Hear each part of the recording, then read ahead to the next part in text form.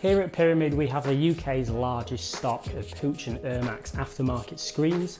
We regard both brands as leaders when it comes to aftermarket screens as they continue to innovate year on year. An aftermarket screen is usually one of the first accessories that bikers will go to when they buy a brand new bike, as not only will it give a bike individual styling, but it will also give improved airflow, greater protection, resulting in a much more comfortable ride. With our massive stock of screens for hundreds of different models of motorbikes, you can be sure that we'll have the perfect screen for your bike. There are numerous different styles and types of aftermarket screens that you can get for your motorbike.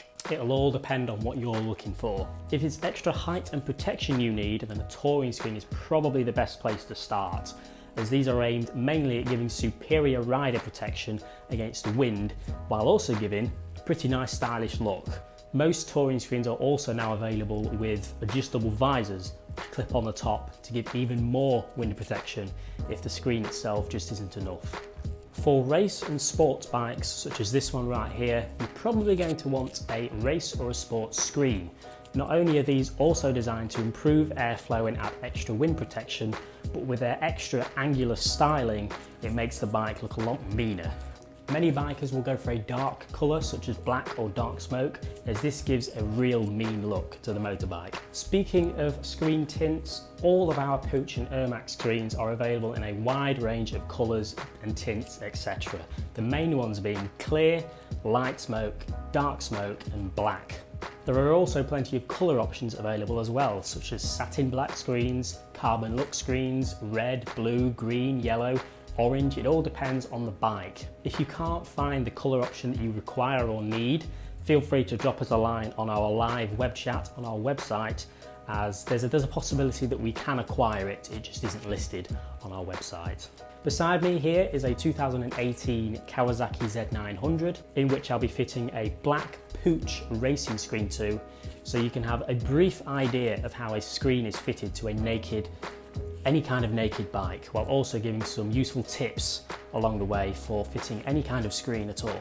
Faired bikes such as an R1 or a ZX10 are often much easier to fit any type of aftermarket screen to, mainly because Puig and Ermax designed their screens specifically to slot straight in to the standard OEM fairing slots, so it's basically just as simple as removing the standard screen and placing the race, touring screen, whatever you bought, straight into the original slots. However, naked bikes like this one, due to the lack of fairing, the aftermarket screen will more than likely come with a bracket or two and all the bolts and nuts and any screws you'll need to fit the screen.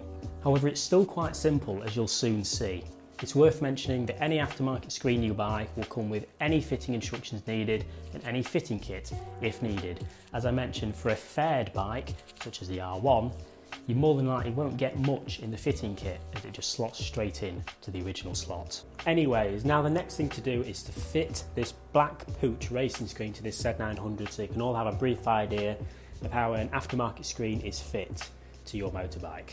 Now, as I mentioned, this goes for 80% of the screens that you could buy. If your bike's a faired bike, like the ZX10 I mentioned earlier, the screen will just slot straight in, so this tutorial will be a bit different to what you'd have to do. It'll actually be a lot easier for you than this.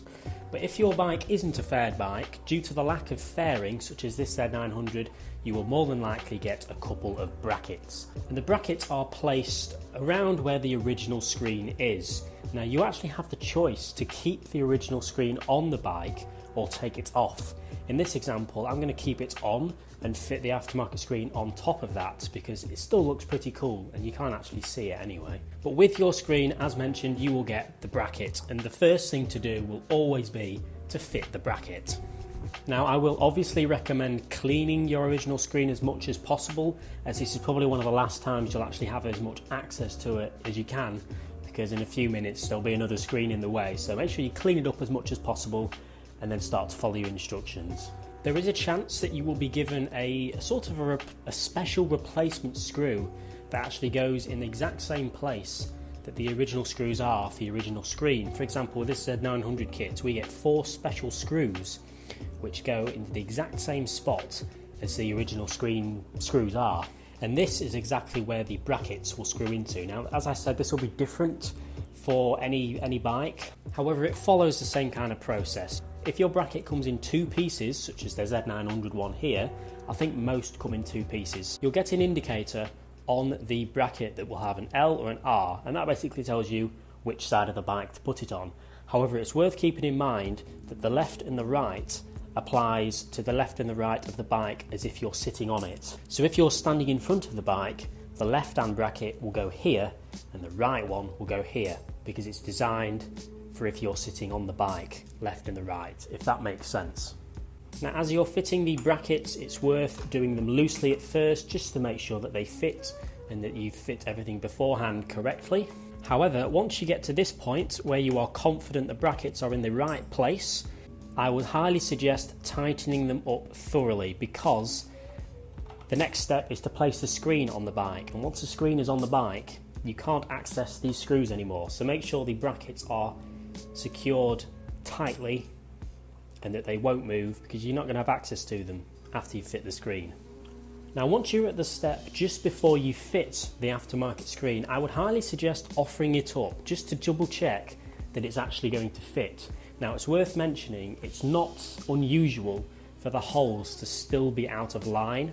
The Puig and Ermax make their screens out of acrylic, so it's not unusual to have to kind of bend, just very slightly, bend or stretch the holes into place. Now, I know it sounds dodgy, but these are high quality screens and it's not unusual to have to do that. With this screen, I've actually been given 4 washers to put in between the bracket and the screen itself, just as a little bit of padding. So I'm just going to go ahead and place that now. Just a little bit of a tip for you, on some of the brackets end up being quite angled, like this one in question, and it's sometimes quite difficult to get the washers over the holes without them just sliding off before you put the screen on, especially when there's 4 of them like this. So what I do is recommend getting the tiniest bit of blue tack, tiny blob, that will just make the washer just gently stick into place, and then you'll very easily be able to place the screen on top of that without the washers falling off. Now, when you come to doing the final thing, which is placing the screen on the bike, try to line up the top left hand screw first and gently screw that one in. Or the top right hand one, it doesn't matter, but very gently screw that one in, and then you can go around to the other side. You'll have to slightly stretch or bend the screen into place. But once you secure the top 2, that's when you're confident that the other ones will just go straight in, no problem. So there's the second one, and the screen is already nice and secure, and all the other ones, which are the bottom 2, are already lined up for me now. Now, you will also get with the screen 4 little caps that you can clip on to the top of the screws, so you'll no longer see the screw head, whatever you call it. So as I said, fitting the screen will probably be different from bike to bike. However, this is a brief tutorial, a few tips and tricks on what you may encounter when it comes to fitting a Puig screen, such as the washers sliding off, keep that in mind. The fact that you might need to stretch or just push the screen into place just a tiny bit, but don't be afraid to do that, because these are high quality screens. It's not going to damage them at all. The amount of times that this screen has been on and off this bike and it's still fitting perfectly. And that's basically all that you need to do to fit a Puig or an Ermax screen, and to be honest, that's kind of the most you'll ever have to do. The most the kit will come with is a couple of brackets and all the screws and bolts you need. If you're having troubles fitting the screen or even finding a screen that will suit your needs, feel free to drop us a line on our live web chat, as I mentioned earlier, or drop us an email, as we'll be able to help you out. You know, there's touring screens, sports screens, race screens, naked new gen screens, available in clear, black, light smoke, dark smoke, red, blue, green, yellow, anything, any combination you can think of, we may be able to get. And as you've just seen, it's quite easy and simple to fit. You know, it won't take any more than 10 minutes at the very most to fit this screen, as long as you read the instructions and know what you're doing. If you're interested in buying a screen, feel free to visit our website that is in the description, and you will be able to see a full range of screens available for hundreds of different models of motorcycles. Any questions, feel free to ask us in the comment section below, or drop us an email, which is also in the description. In the meantime, have a good one.